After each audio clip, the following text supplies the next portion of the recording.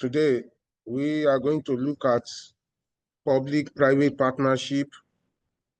We also look at market failure. And another short topic we are going to look at is called business cycle.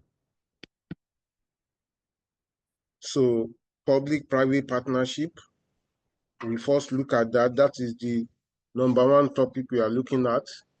Secondly, market failure. After the market failure, we now look at business cycle. What do we understand by public-private partnership? Like the word public and private. Partnership means coming together. So public-private partnership is a cooperative arrangement. Is what? Is a cooperative arrangement. It's a cooperative arrangement between two or more public and private sector. Cooperative arrangement between two or more public and private sector. What do we mean by this? When public and private sector partner together to finance a project or to build a public infrastructure. Public-private partnership, like I said, is a cooperative arrangement between two or more public and private sector, typically of a long-time nature. In this arrangement, public and private partnership come together to finance a project or to build a public infrastructure which may be used for a long period of time. That is what public-private partnership simply means. This case, government have a land, they don't have funds to build on the land. They can invite private sector to come and finance the building. After private sector finish building it, private sector will use it for some time and it will hand it over to government. Example of public-private partnership is some of the major road, express road, is going to be constructed by the private sector. After private sector finish constructing it, they will put toll on the road. They will collect the toll gate for some number of years, and after that number of years, the project will be added, it will be handed over back to who? To the government. That is what public-private partnership means.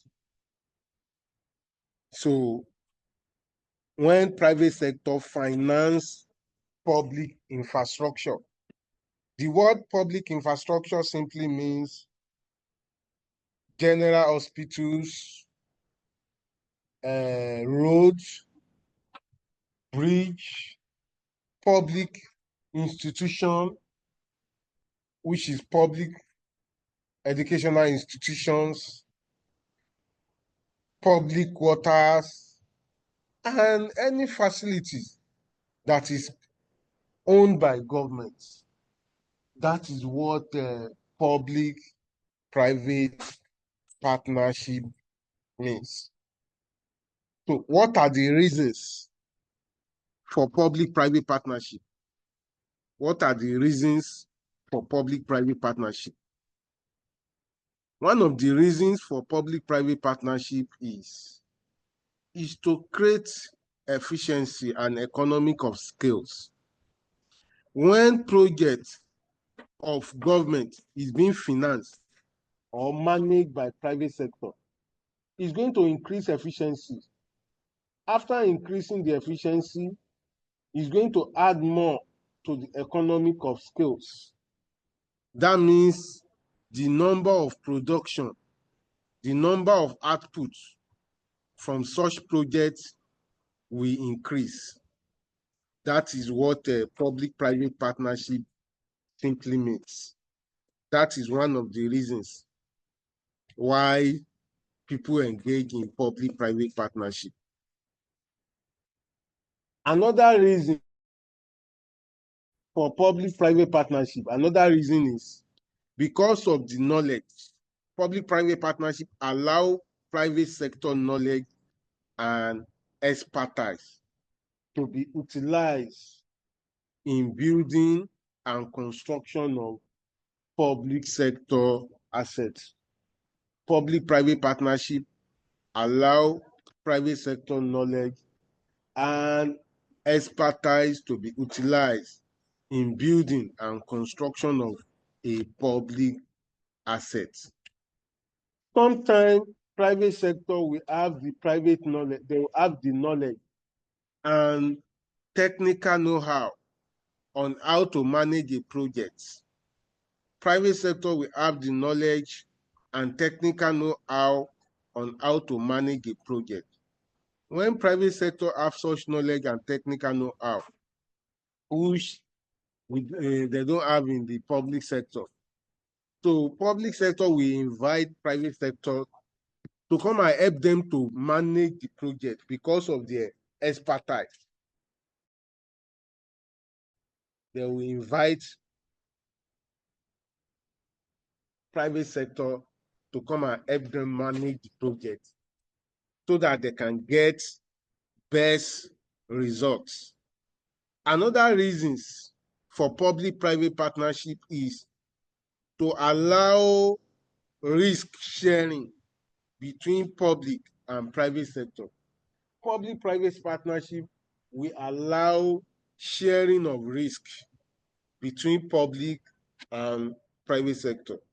That risk will not be centered alone on the public sector. Public sector will minimize. How can private sector so that they can we engage in public-private partnership? Now, what are the problems or criticism of public-private partnership? What are the challenges or drawback of public-private partnership? What are the challenges or drawback of public-private partnership? Anything that have advantage, benefits, normally have disadvantage. It normally have disadvantage and challenges. One of the challenges of public-private partnership is lack of transparency. Lack of transparency on the part of private sector partnership. Lack of transparency on the part of private sector partnership. In this lack of transparency, private sector, they are the one managing that public infrastructure. They are the one collecting, they are the one helping government to realize fund revenue from that public infrastructure. Once they do that, at the end of the day, for them to give stewardship reports, financial report on the revenue that they realize and the expenses that they spend at the end of the year, they will not give the true picture of the financial status of that project. They will not give the true pictures of the financial sector status of that project. They will like to understate income, so that they would like to understate income. They will not disclose the true income that they realize from that public infrastructure to the government. They will understate income. Example, like a company collecting toll gates. At the end of the year, if I want to report the total amount of toll gate that they collect in a particular year, they will not report the true amount. They will understate it because some of the government officials, they are the one that owns that private sector company. They will even partnership with the private sector. Some of them will even have percentage that the private sector will be giving them. So as a result of this, the private sector will not disclose the true position of the financial status of the project. Another problems or challenges of public-private partnership is lack of value for money. Lack of value for money. Lack of value for money. The users of that public infrastructure, they will not receive value for the money that they are paying for. Because in a public-private partnership project, when that project is being managed by private sector, the users will now be required to pay for them to enjoy the service. Take for instance now, if government decide to enter into public-private partnership on all the public universities, all the federal government-owned university in Nigeria, that means they want to hand it over to private sector. They want private sector to be helping them to manage it. At the end of the day, the school fees that the student will pay will be higher than when government is managing it direct. The school fees that the student will pay will be higher than when government is managing it direct. And even at that, they will not still get value for what they are paying for. Even for paying for that amount, they will not get value for what they are paying for. That is one of the challenges of public-private partnership. Another challenges of public-private partnership is risk transfer. Risk transfer. The risk of public sector is now being transferred to be managed by private sector. The risk of public sector is now being transferred to be managed by who? By private sector. Please, let's try to mute our audio. So in that case, the risk of public sector is now being transferred to be managed by private sector. In such a sense, the responsibility of public sector, who is responsible to provide security, to provide good road, to build more hospitals, this responsibility is now being managed by who? By the private sectors. That means the reason why we have government is not achieved again. We don't achieve the reason why we have government. So this is one of the reasons why we have government. So we don't achieve that. That is one of the challenges of public-private partnership. We don't achieve the reason why we have government. It's a challenge to public-private partnership. Why do you transfer your risk to private sector? Why do you transfer your responsibility to private sector to manage? Why do we have government in the first instance? Because for government to provide us good hospital, good road, basic infrastructure, good water. If government is not doing that responsibility, they are now transferring it to private sector. That means there will not be essence. There is no essence of having private sector. There is no essence of having what? Private sector. So that is the reason. Now, type of public-private partnership. What are the type of public-private partnership we have? What are the type of public-private partnership we have? Number one type of public-private partnership that we have is called design build. Number one type of public-private partnership we have is called design build. Number one type of public-private partnership we have is called what? Design build. In design build, private sector partner design a project. Private sector partner design a project. Or build a public infrastructure. Private sector partner design a project or build a public infrastructure to meet public sector specification at a fixed price. Type of public-private partnership. Number one of them is called design build. In design build, private sector partner design and build the public infrastructure to meet public sector partner specification at a fixed price. That means in design build, private sector partner, they are the ones that provide the finance. They are the ones that build that public infrastructure, and they will assume all the risk relating to that public infrastructure. That is design build. Another one is operation and maintenance.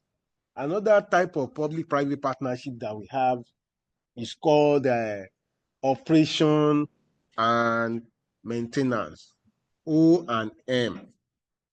This is most common in public-private partnership projects, O&M, operation and maintenance.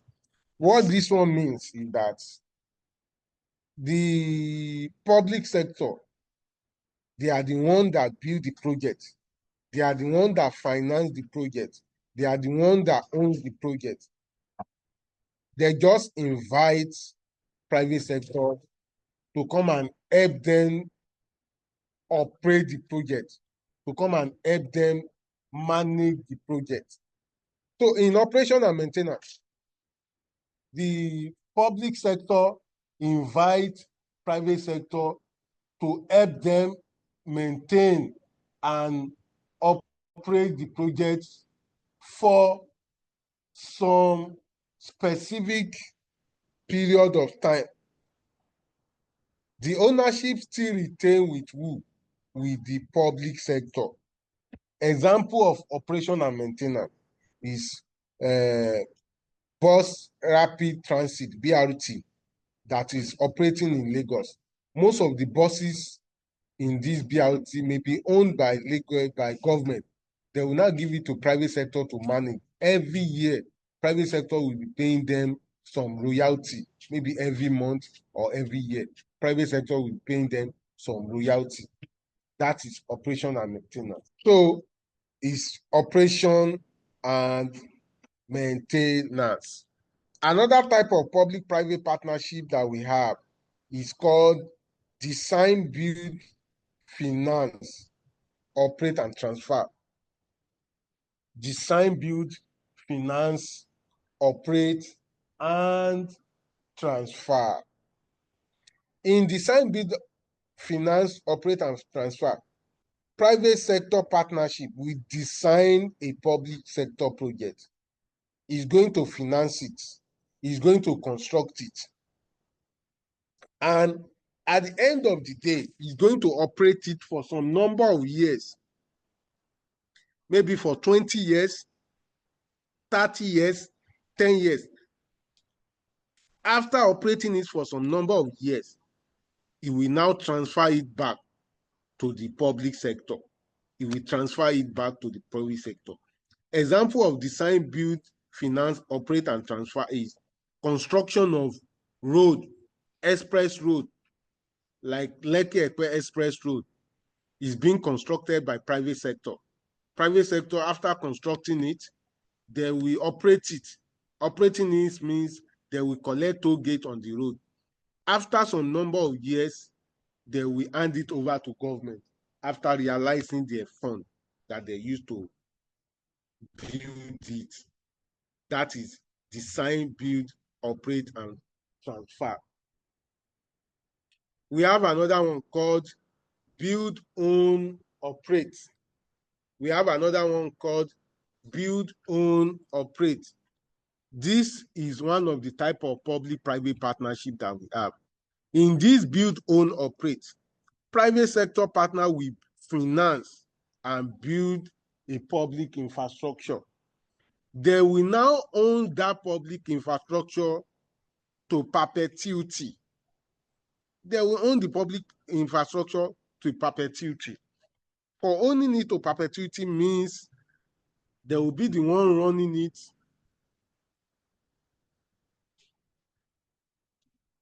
till the project is no more functioning. They will be the one running it till the project is no more what? Functioning. After owning it, what government will do in these cases, government will just be regulating. Government will serve as a regulator. That means government will be regulating the activities of who? Of private sector. Government will be regulating the activities of who? Private sector. There will be the regulator on how that private sector run that project. And every year, private sector will be paying royalty to government, because government, they are the owner of the land. Private sector just build on the land. They are just doing business on the land. So they will be the one to run it. They will be paying royalty to private sectors. That is design, build, operate, and finance. That is build, own, operate. Build, own, operate. In this case, the ownership of that project will retain 300. The ownership of that project is going to be retained by the private sector till perpetuity, because they are the one that finance, they are the one that design, they are the one that build that public infrastructure. They will run it till that project is no more useful again. Private sector will run it. Every year, they will be paying royalty to public sector. And public sector will also serve as a regulator. They will be regulating the activities of private sector. Example of build, own, operate. When you go to Lagos International Airport, there are some land in Lagos International Airport. This land is owned by government, is owned by federal government. Some company that operate within the international airport will build on the land. They will build on the land. What they will be paying every year to government is royalty. They can be paying the royalty maybe 5 years, maybe 10 years. So it's build, own, operate. So the next area we should look at is benefit of public-private partnership. What are the benefits of public-private partnership? What benefit do we tend to achieve from public-private partnership? What benefit do we tend to achieve from public-private partnership? Number one benefit we tend to achieve from public-private partnership is increase in efficiency. Public-private partnership is going to increase efficiency. There will be more productivities, more output, more performance when a project is run through public-private partnership. So there will be more. So it's going to, and in the long run, it will reduce costs. Another benefit of public-private partnership is extra investment. Extra investment simply means it will make government to focus on other area. It will make government to focus on other area, other key infrastructure, other areas that will improve the life of the citizens. So government will have additional fund, since some of the area, some of the role that they need to play is being carried out by private sector. So government will have additional fund to focus on other area. So that is extra investment. We have another one called service delivery. What do we mean by service delivery? Service delivery means through public-private partnership, better service will be achieved. Better service will be achieved. People will get more service because that project is being direct and run by private sector. So people will get better service for what they are paying for. People will get good service for what they are paying for. So better service delivery is one of the benefits of public-private partnership. And another benefit of public-private partnership is dynamic efficiency. Dynamic efficiency. That means in public-private partnership, there will be reduction in cost of maintenance. There will be quality service delivery and reduction in cost of maintenance. That is what dynamic efficiency means. So these are the benefits of public-private partnership. So now, what are the risks associated with public-private partnership or adverse consequence of public-private partnership? We have mentioned it at the beginning of this lecture. One of the adverse consequences of public-private partnership, we said, is lack of transparency, lack of value for money, risk transfer. So we want to expatiate them enough. So one of the adverse consequences or challenges of public-private partnership is called risk transfer. This means the risk of public sectors is being transferred to the private sectors.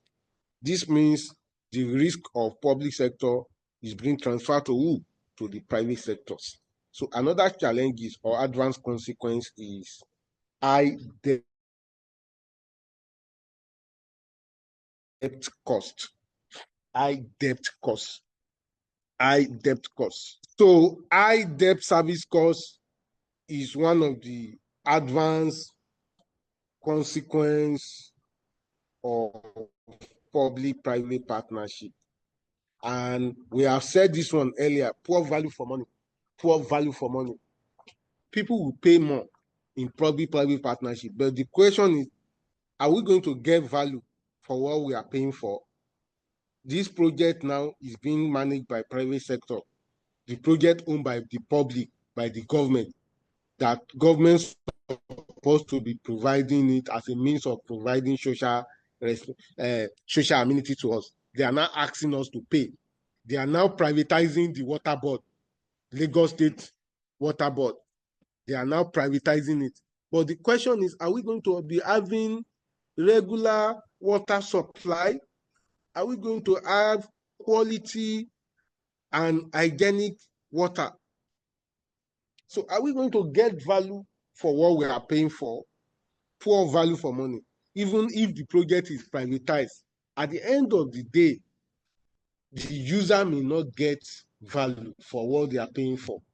That is one of the challenges of this public-private partnership. The user may not get value for what they are paying for. Another one is called high administration cost. The cost of preparing documentation, signing agreements between public sector and private sector, the cost may be increased, will be so expensive. If they want to be public and private partnership, there have to be some memorandum of understanding. There have to be some service level agreement. So it will involve a lot of professionals like legal practitioners, accountants, be estate valuers, so many other professionals. So the cost of engaging this professional is so expensive.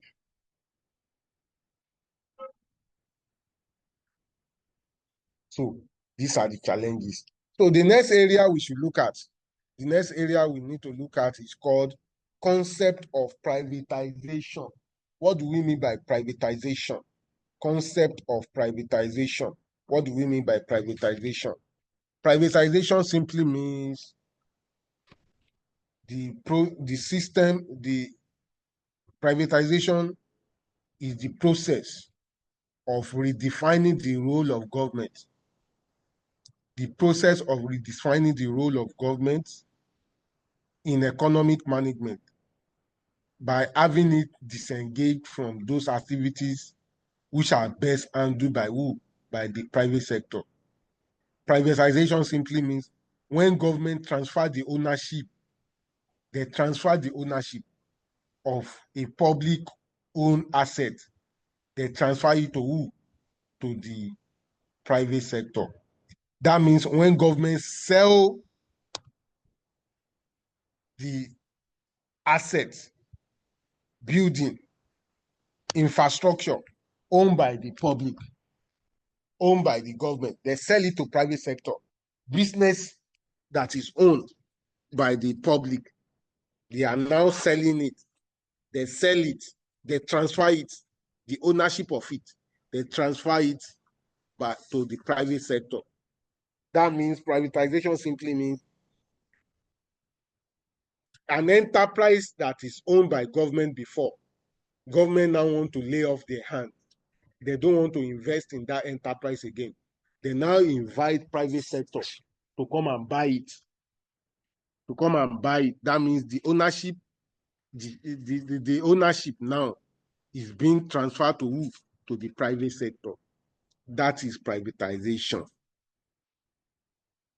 So, what are the ways of privatization? Privatizing an enterprise. What are the ways of privatizing an enterprise? What way can we privatize an enterprise? What are the way of privatizing an enterprise?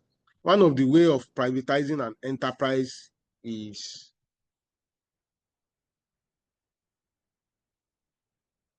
private placing. Private placement means, in this case, government will now be selling shares. The ownership of that enterprise, government will convert it to ordinary share. They will now be selling it through stock exchange. So private sector will now have a right, will now have a power to buy shares of that public-owned asset. That means the shares owned by the public will now be transferred to the private. They will sell the share to the private through Security and Exchange Commission.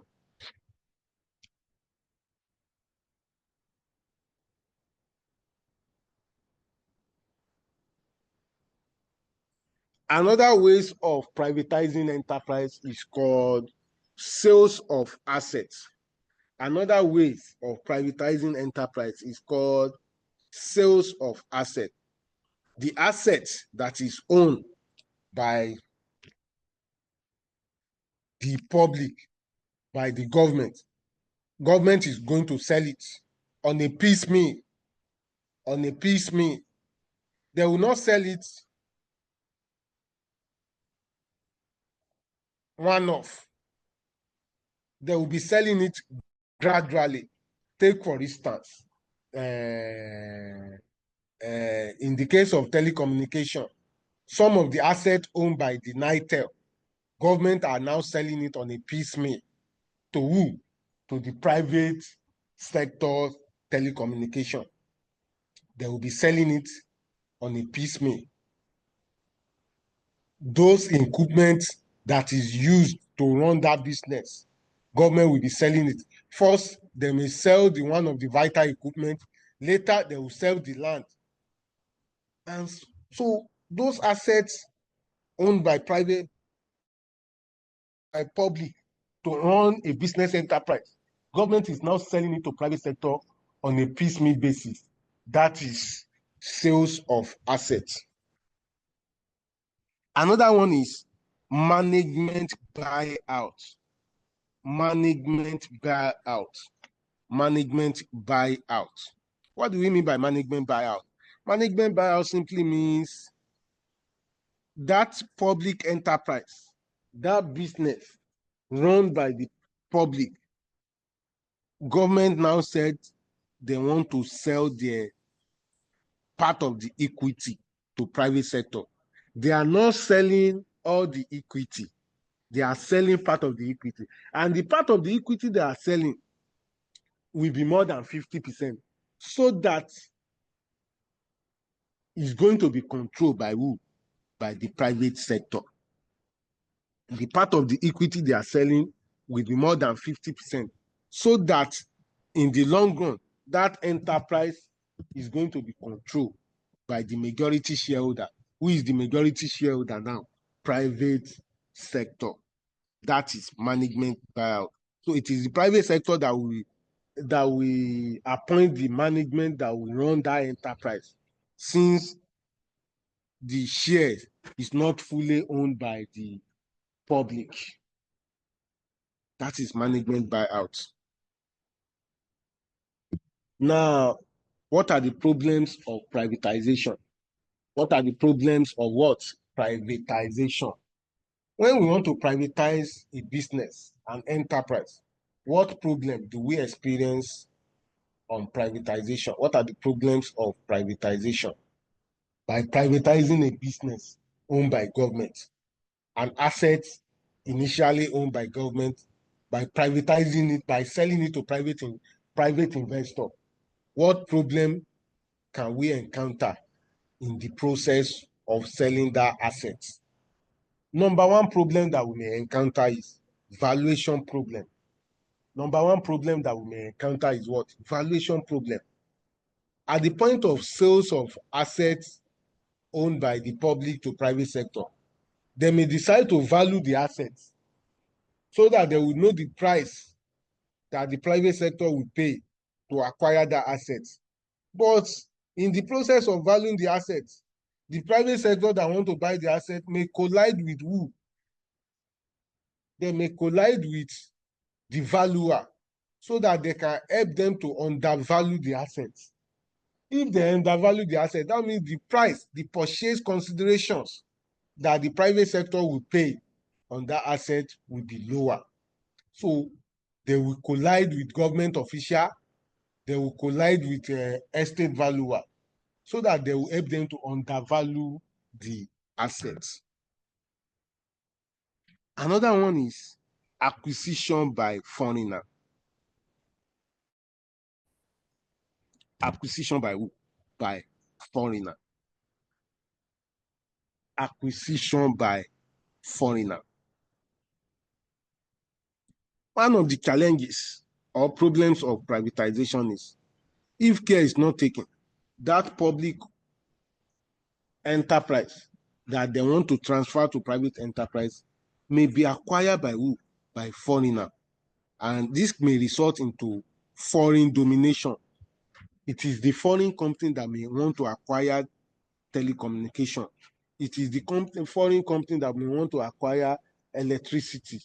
So all these may be acquired by foreigner and can lead to foreign domination. That means our key infrastructure, our key industry that is formerly regulated by government is now being controlled by foreigner. Foreign domination is the foreigner that will now be determining how much are we going to pay when we want to enjoy the service. So that is foreign domination. Emergency of private monopolies. Some of the private privatization may lead to emergency of what? Private monopolies. Private monopoly in a sense that if government sell the assets, the ownership of public owned asset to private sector, and that asset is now owned by private sector, that private sector may now be a monopoly. It may be a monopoly. You will not want any competitor to establish that business. You will be the one controlling that enterprise alone. It will be fixing price arbitrarily. So, emergency of private monopoly. Another problems of privatization is threat to public interest. Threat to public interest. If asset formerly owned by government is now transferred to private sector to be the ownership, it's going to affect public interest. Public interest means we are benefiting a lot from government. And when that asset is now transferred to private sector, those staff that are formerly working in the enterprise, the staff that are formerly working in the enterprise, some of them may lose their job. There may be the staff rationalization. That is public interest. Some of them will lose their job. That is public interest. So these are the challenges of privatization. Another concept we need to look at is called commercialization. Another concept we need to look at is called commercialization. What do we mean by commercialization?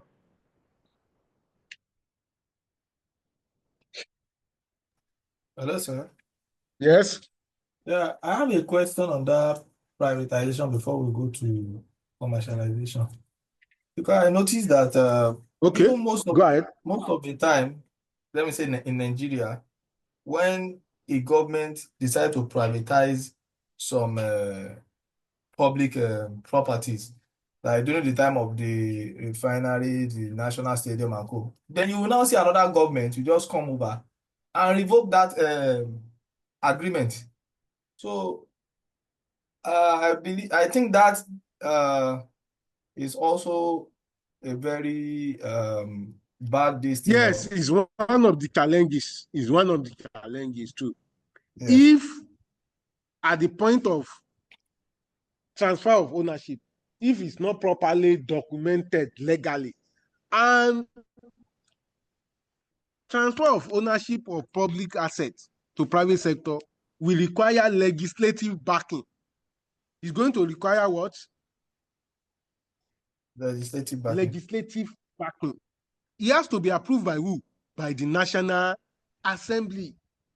If it's not properly approved by the National Assembly, it is a problem.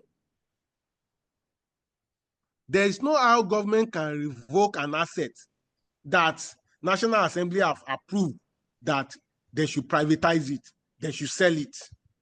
If National Assembly pass a bill now that our refinery, the refinery owned by the government, should be sold to private sector, it has become a law.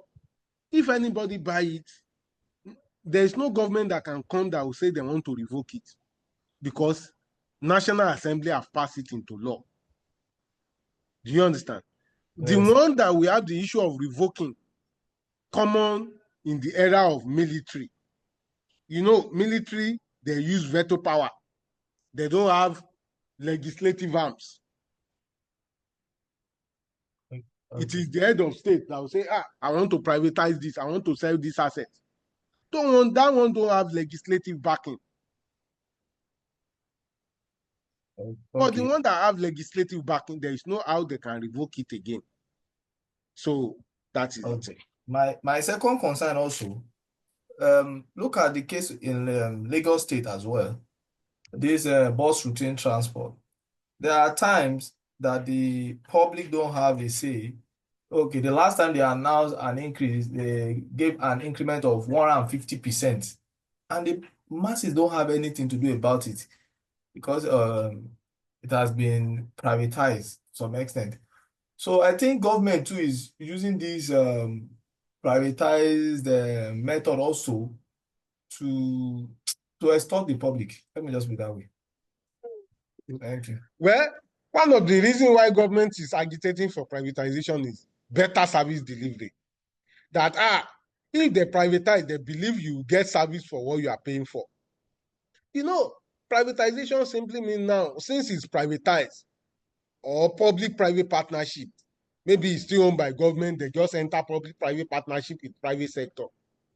What they are thinking is, if you want to enjoy the service, pay the price that you will pay if you want to buy the good direct from the private sector. Government is not subsidizing it.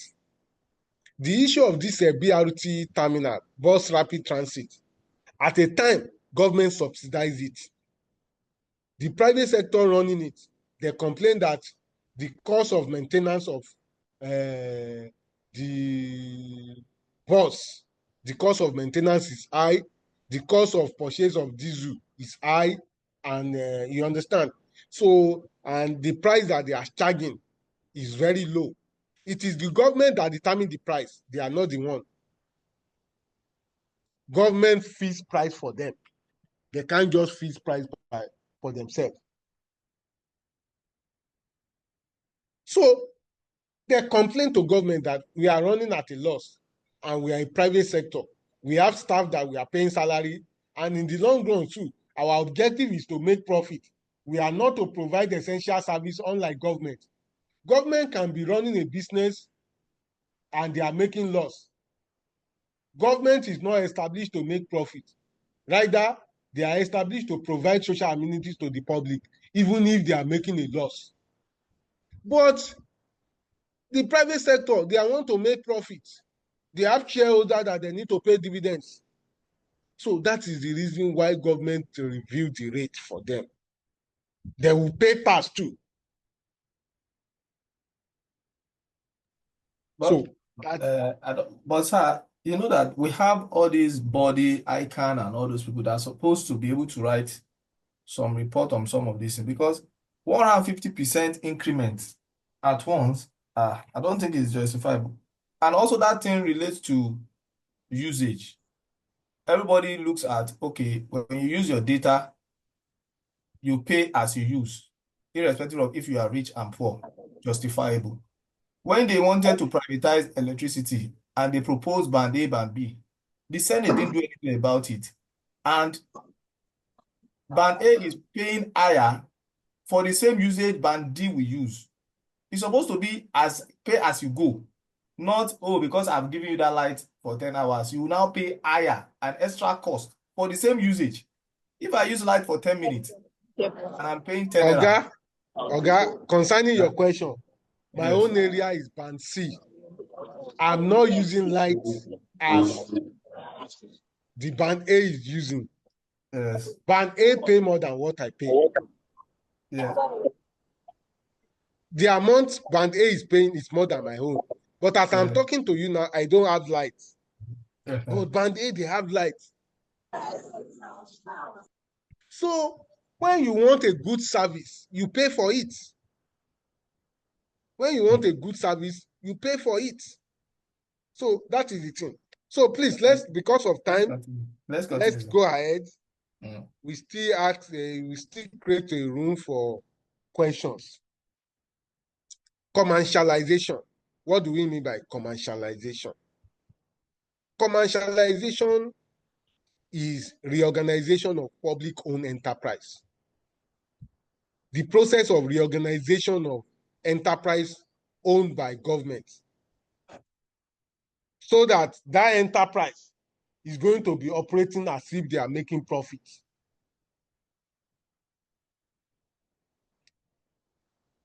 Commercialization simply means when you reorganize government enterprise, an enterprise that is owned by government, you reorganize it. Before, they don't have intention of making profit. Their own intention before is to provide essential service to people. But we now reorganize it so that they will be making profit. In commercialization, we are not selling it to private sector. Nothing concerning private sector in commercialization. But government is running that enterprise as if they are making profit. That enterprise is still owned by government, but they are running it as if they are making profit. That is what commercialization. NNPC is a commercialized enterprise. NNPC normally sell crude oil at the market price. NNPC is owned by government. It's not owned by private sector. So it is a commercialized. They run it as if they are making profit. If people want to enjoy the service, they pay the price that they will pay to the private sector. In commercialization, there is no change in ownership. The ownership still retained by who? By the government. But the objective now changed from social service to profit-making enterprise. That is what commercialization entails. That is what commercialization entails. What are the methods of privatization and commercialization. Method of privatization. We have two methods of privatization. We can have full privatization or partial privatization. We can also have full commercialization or partial commercialization. Those are the two methods that we have. When we talk about method of privatization or type of privatization, full privatization or partial privatization. And we also have full commercialization or partial commercialization. Please, let's try to mute our audio.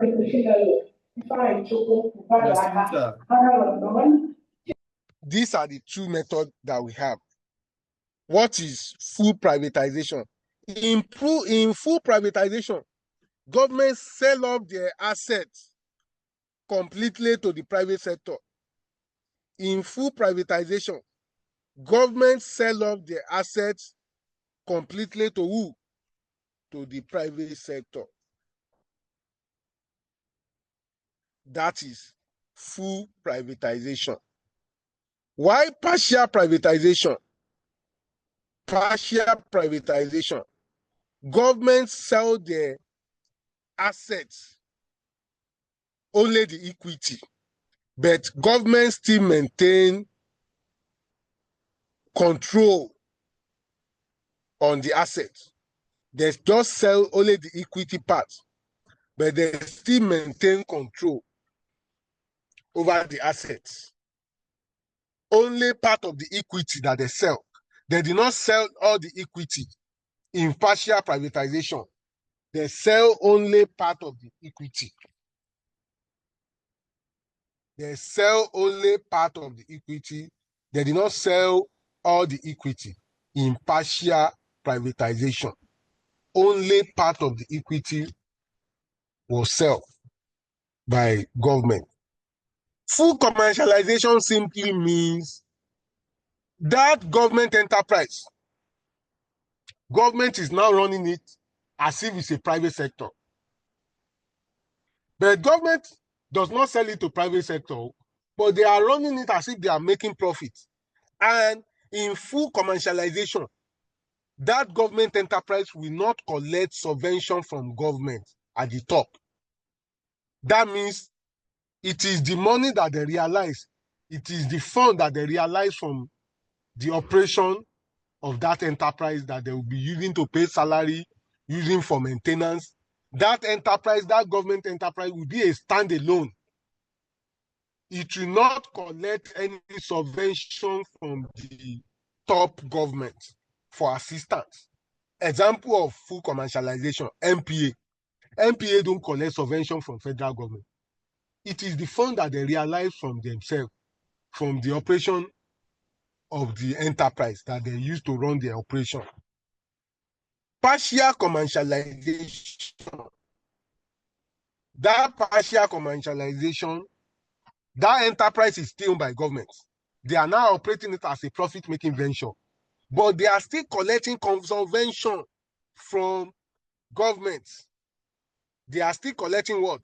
Subvention from government. That is partial commercialization. They still collect some subvention from the government. That is what? Partial commercialization.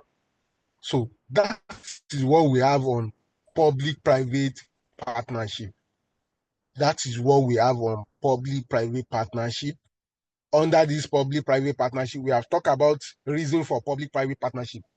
We also talk about the benefit of public-private partnership. We also talk about risk or challenges of public-private partnership. So we now look at type of public-private partnership. We also look at that. After that, we now look at method of commercialization and privatization. We look at concept of privatization and concept of commercialization. Those are the two areas that we look at. So we are done with public-private partnership. So the second topic we are moving to today is called market failure. The second topic we are moving to today is called market failure. What is market failure? What do we understand by market failure?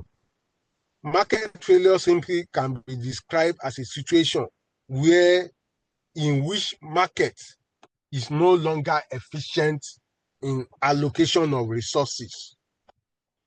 Market failure can be described as a situation in which market is no longer efficient in allocation of resources. Market failure simply means a situation where the law of demand is not applicable again. What is the law of demand? The law of demand means the higher the price, the lower the demand. The lower the price, the higher the demand. In a situation where there is lower price, but there is no increase in demand, that means we have market failure. That means we have market failure. That means in a situation whereby the forces of demand and supply does not determine the price of goods and services, that is a market failure. When forces of demand and supply does not determine the prices of goods and services, that means it is a market failure. What are the sources of market failure? What are the sources of market failure? One of the sources of market failure is called monopoly. Monopoly. Monopoly. If we have only one seller that are selling that product, there may be a market failure. Even if the seller increase the price, demand will still increase because the user of that product don't have any option to buy from any other place. It is that only one seller. Even if the seller is increasing the price, the demand will still be increasing. So monopoly is one of the source or causes of market failure. Another sources of market failure is called externality. Externality. Externality is another sources of market failure. Why externality is a sources of market failure? In our next topic, we are going to look at externalities. In these topics too, we are still going to look at externalities. Noise pollution, environmental hazard, they are the externalities. They will affect market failure. They will affect market failure. Another causes or sources of market failure is uneven income distribution. Uneven what? Income distribution. The income of the consumer is not equal. It's not even. We have the higher income earner. We have the lower income earner. So some people, they have money. They are well rich. Even if they tell them that, the price of 1 liter of fuel now, 1 liter of PMS is now 3,000 per liter. Some people is still going to buy it. They are still going to drive car because they have the money. Even if they are selling 1 liter, 5,000 per liter, they are still going to buy it because they have the money.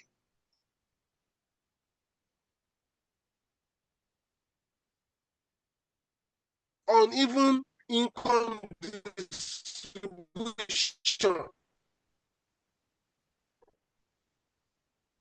Our we don't have the same income. Some people have this money. They don't know that Nigeria is even facing a crisis. So even if the seller is increasing the price, they will still be increasing the demand because of what? Uneven income distribution is one of the sources of market failure. Now, the next area under this market failure that we are going to look at is justification for government intervention in Nigeria economy. Why will government intervene in Nigeria economy? What are the justification? What are the reasons why government intervene in Nigeria economy? Justification for government intervention in Nigeria economy. What are the reasons why government intervene in Nigeria economy? Number one, provision of public good. Government want to provide public good. Public good means those goods and services provided by government that people use them free of charge. They don't pay for it. The goods and services that is provided by government that you use free of charge, street lights, defense, bridge, road, they are public good. One of the reasons why government intervene in the economy is to provide public good. Another reasons why government intervene in the economy is because of what? Merit good, provision of merit good. There are some good, they are merit. Merit in the sense that if you want to, those goods are provided by government, but if you want to enjoy it, you need to pay a token. You don't enjoy it free of charge. You have to possess the quality of enjoying it. What are the quality? Example of merit public good, education. If you want to get admission to public university, you have to meet up the cutoff mark. Even after getting the admission, you are still going to pay school fees. But for you to get the admission, you need to meet up with who? Cutoff mark. That is merit public good. Another reason why government intervene in the economy is called desire for economic stability. Desire for economic stability. Government want economy to be stable. They want the economy to be stable. So that is the reason why they intervene in the economy, why they participate in the Nigeria economy. Another reason for intervention of government in Nigeria economy is promotion of equitable income. That means income redistribution, income equality, income redistribution, equitable income distribution. They want to bridge gap between the rich and the poor, to minimize the gap between the rich and the poor. They don't want the gap between the rich and the poor to be so higher. So that is that. Another reason why government intervene in the economy is activities of negative externalities, because of noise pollution, because of erosion, because of environmental hazard, because of so many other things. Hello, can you hear me? I can hear you. Okay. The line is breaking. So these are the justification why government intervene in the economy. Now, under the market failure, one of the sources of market failure, we said externalities. One of the sources of market failure is what? Externality. Externality. What is the meaning of externality? We want to explain this externality. What is the meaning of externality? Externality simply means the cost or benefits accrue to one party as a result of activities of another parties. the cost of benefit of an economic activities experienced by unrelated third parties. Externality simply means the cost of benefit accrued to one party as a result of what? Activities of another parties. Because of your own activities, if I receive a benefit, that is externalities. In an area, in an academic environment, we now have a disco joint that is not far from an academic environment where people are learning. The noise pollution that disco joint is going to be giving is a negative externality to those who are learning, because it's going to affect them. The disco joint is benefiting as a result of activities. The students in the academic environment, they are making a loss as a result of activities of the disco joint. As a result of the loudspeaker is what? Externalities. Another example of externalities is you are not a smoker of cigarette. You don't smoke cigarette. You sit down beside somebody smoking cigarette. As the person is smoking the cigarette, the smoke of the cigarette is going to affect you. That is externalities. That person is benefiting, is making a benefit from the smoking, is enjoying the smoking, but it's affecting you. Externality means the gain or benefit derived by one party as a result of what? Activities of another party. That is many of externalities. What are the type of externalities that we have? Basically, there are two types of externalities: positive externalities and negative externalities. Positive externalities and negative externalities. What is positive externalities? Positive externalities simply means the gain or benefit realized by one party as a result of what? Activities of another parties. Let me give an example of positive externalities. When a company is located in a rural area, a big company, take for instance, Dangote refinery is located in Lekki, Ekpe, Axis. Those in that area, those who are living in that locality that Dangote refinery is located, they are going to benefit from activities of Dangote refinery. They will have a positive externality. What positive externalities they are going to have? Some of them will be employed. Some of the landlord that owns apartments in that area is going to add value to their rent, because more business is going to troop into that area. The cost of land is going to increase in the area. There will be more business activities in the area.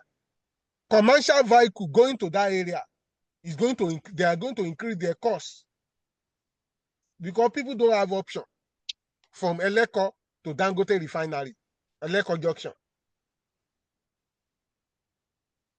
So, because of activities of Dangote refinery, some people are now benefiting now. They are now receiving gain or benefit. That is positive externalities.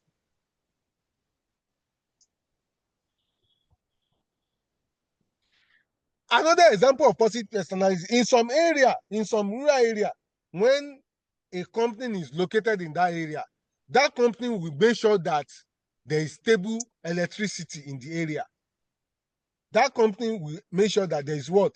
Stable electricity in the area. It's positive externalities. the villagers, those who are residing in the area, they are going to benefit from the presence of the company. It is a positive externalities.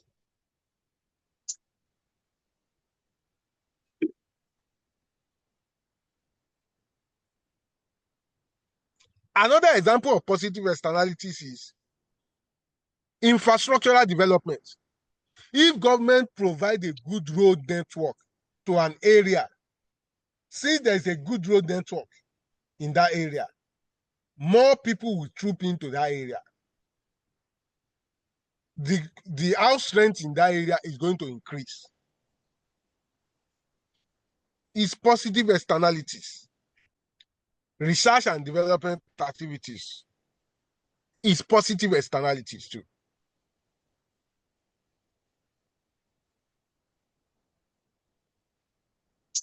A company, they spend a lot of money on research and development activities. When they spend that money on research and development activities to design a product, after they launch the product, their competitor, they now adopt the product. Take, for instance, now, Nigeria Bottle Company, Coca-Cola.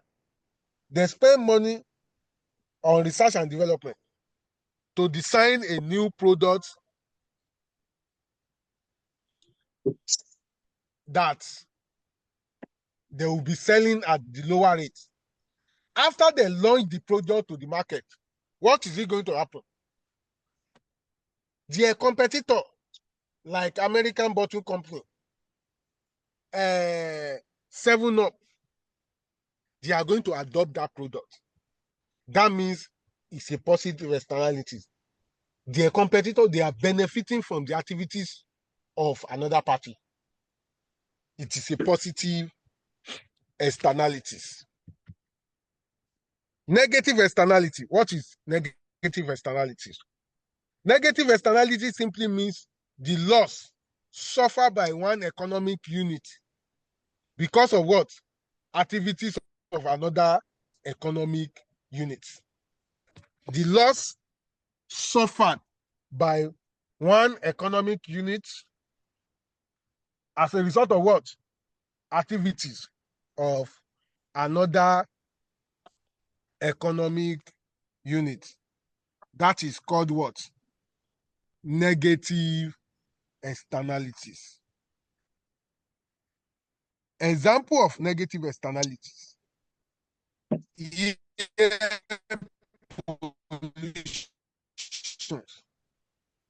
Air pollutions.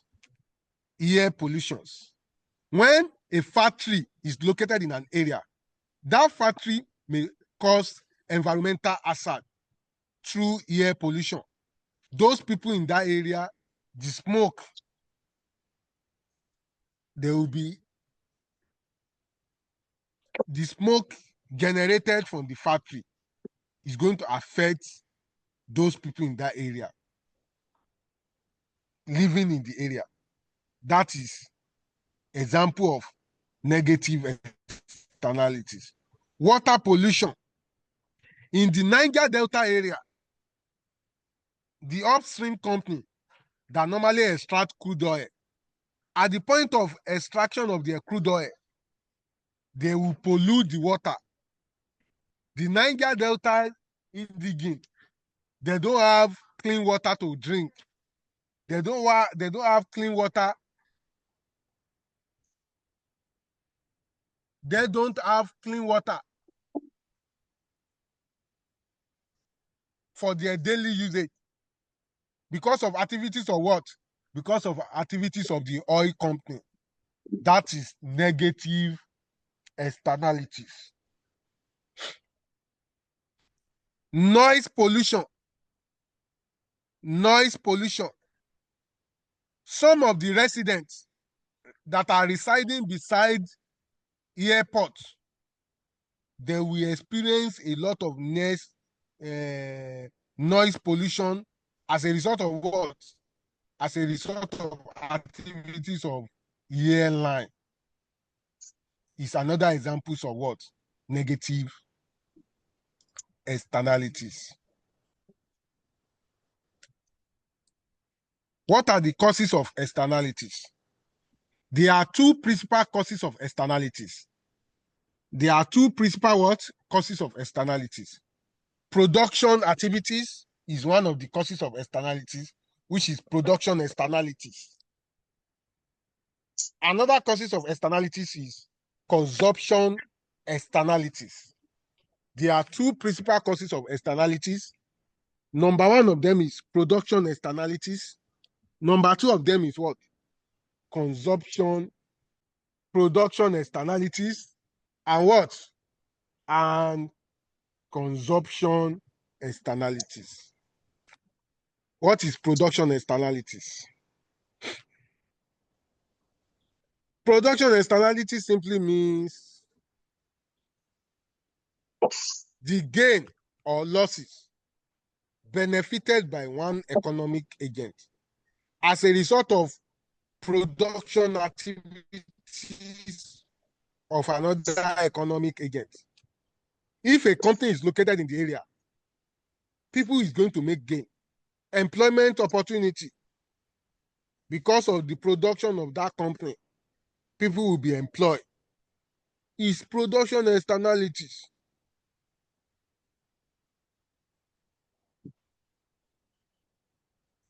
Consumption externalities means the gain or losses accrue to one economic agent as a result of what? Consumption activities of another economic agent. Example of consumption externalities. Somebody own a generator. After owning the generator, people beside the generator, the noise of the generator will be affecting them.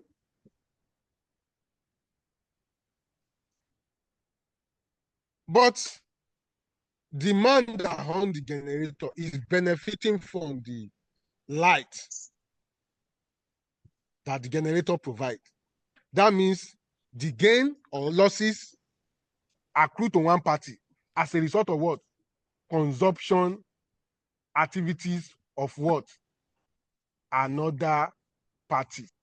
That is consumption externalities. That is consumption externalities. Now, the next area is called, the last topic we are looking at today is just a short topic too. Within 15 minutes or 10 minutes, we are done with this. Business cycle. Business cycle is another short topic we are looking at. Business cycle. Business cycle. Business cycle simply means what? Business cycle simply means economic cycle. Business cycle simply means economic cycle. Business cycle can be referred as alternating period of boom and depression in an economy during a given period. Alternating period of boom and depression in an economy during what? A given period.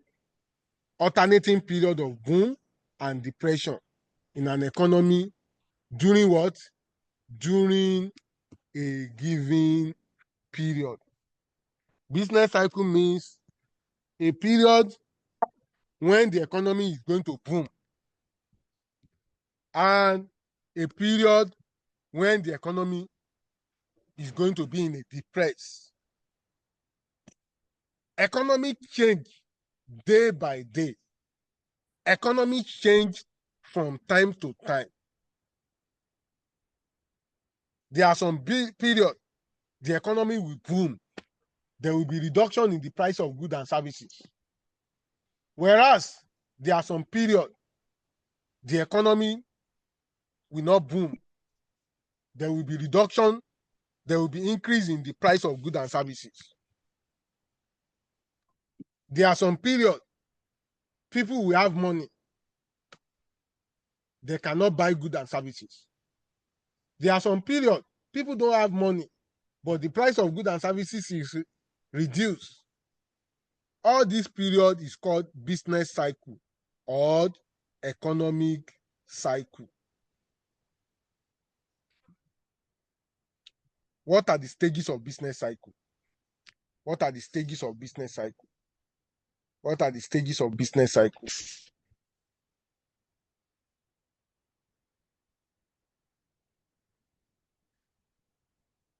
One of the stages of business cycle is expansion period. Expansion period. This is one of the favorable period. Expansion period is one of the what? Favorable period. In this expansion period, there is increase in various economic factors. This increase in various economic factors include there is increase in employment rate, there is increase in wages, companies make more profits, there is increase in productivity. In this expansion period, it's a period of boom. Economy is so friendly. People live convenience. Prices of goods and services reduce. People have money to buy goods and services. This is expansion period. It's one of the most favorable periods that we have. It's one of the what? Most favorable period that we have. After expansion period, we have peak period. We have what? Peak period.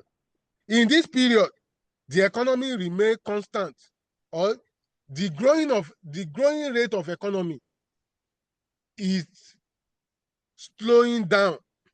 The economy is not growing as it was growing during the period of expansion. Though the economy is growing, the economy is okay, but it's not growing as it was growing during the period of expansion. That means in peak period, the economy has reached the maximum limit. The economies have reached the maximum what? Limits. In that case, we have reached the maximum rate of employment. We have reached the maximum rate of productivity. In this period, the prices of goods and services begin to increase. In this period of peak, the prices of goods and services begin to increase. The employment rate has reached the maximum level. That is the period of peak. After peak period, the next period that follows is called recession. Recession. The next cycle that follows is called recession. The economy gradually decrease. In recession, the economy gradually what? Decrease. In recession, the economy gradually what? Decrease. Why the economy decrease? Because there is increase in prices of goods and services. There is what? Increase in price of goods and services. The rate of employment is reducing. Some people are losing their job in recession. Increase in prices of goods and services. Company is not making profit. So some of the company is not making profit because of increase in price of goods and services. That is recession period. After recession period, the next period that follows is depression. Depression is worse than recession. In depression, the price of goods and services increase at a significant rate. In depression, the prices of goods and services increase at what? At a significant rate. When the price of goods and services increase at a significant rate,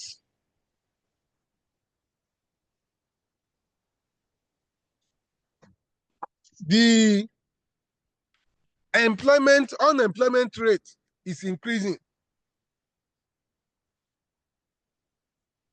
Unemployment rate is doing what? Is increasing. And the purchasing power is also reducing. People cannot buy goods and services. People cannot afford goods and services. People cannot afford goods and services. In depression, people cannot afford goods and services. Many people are losing their job. Some of the companies, they are now relocating to the neighboring countries because of increase in production of goods and services. Government is losing revenue from tax. Many companies are folding up. People are losing their job. To buy goods and services, the price is increasing. So that is depression. Another one is called trophy period. Another one is called what? Trophy period. In this trophy period,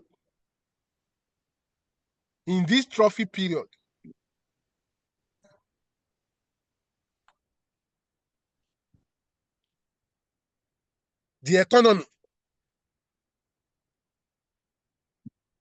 decline below the normal level. In trophy period, the economy decline below what? The normal level. This period is unsustainable period. People cannot sustain it. There is high rate of debt. Company is owing a lot of debt from the bank. They cannot pay their debt. They cannot even sell their goods because the price is high. People cannot buy it. Many people are losing their job. Some people are committing suicide. High rate of interest rates. So in trophy period, the economy decline below the normal level. In this trophy period, there may be change in government. Military may take over because people cannot sustain. People are now complaining. They are now protesting. Many people are dying as a result of that.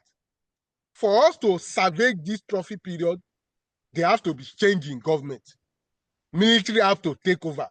Once military take over, that will take us to another period called recovery period. Because in the trophy period, we have experienced a war. We have experienced economic unstable. Military have now take over. Military now take over to stabilize the economy, to recover economy. Economy is now started growing up in the recovery. Economy is now started growing up. Company now started producing little by little. Government is now giving palliative tax incentive to company.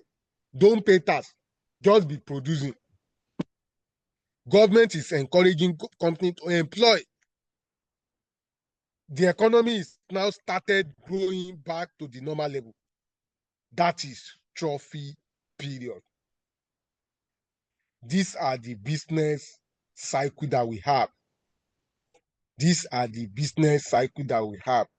The question I want to ask, let's domesticate it to Nigeria environment. In Nigeria, what type of period are we from this period we listed?